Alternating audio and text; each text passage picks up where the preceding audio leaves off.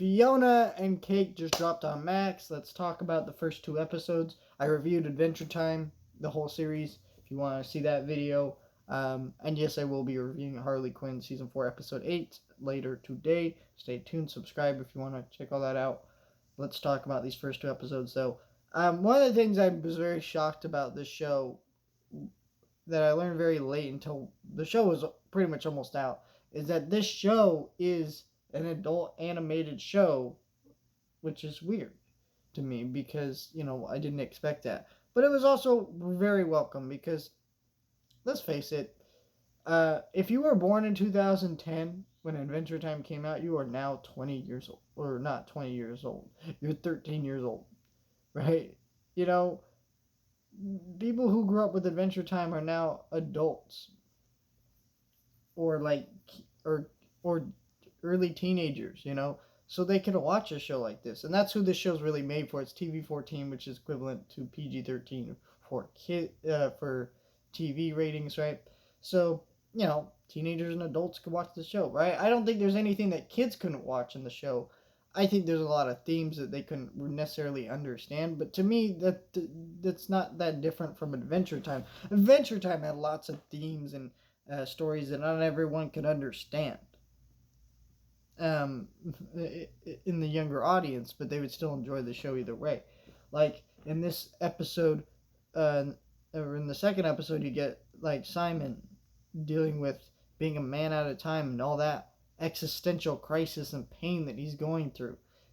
No one's gonna understand that under the age of, whatever. It's just, I don't know.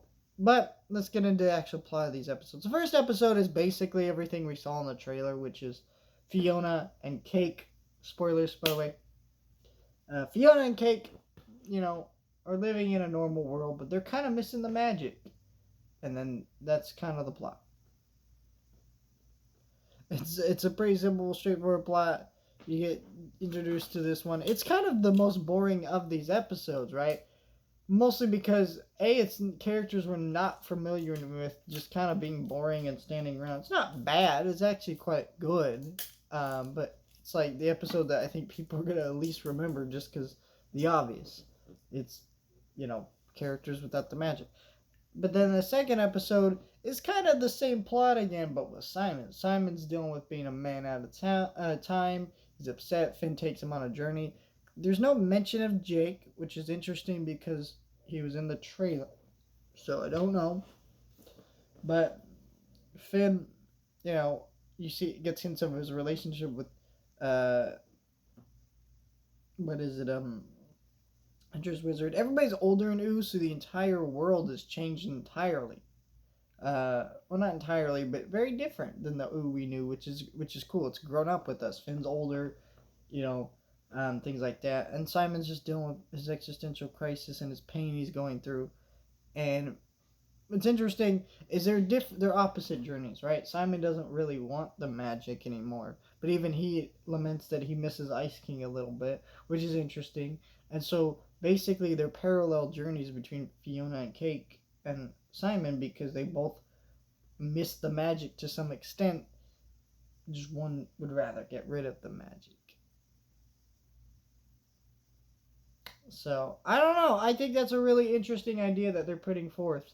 And, the end of this episode, we see some kind of possessed Fool Goose? Like, I don't know if that's Fool's Goose, whatever his name is. I forget his name. And Simon opens a portal somehow and unleashes Cake. And then you see this button go up in Prismo's time room. So, woo! We'll see what happens. But, yeah, that cliffhanger is going to bother me for a week. Because I love these first 2 episodes. 10 out of 10. Loved them.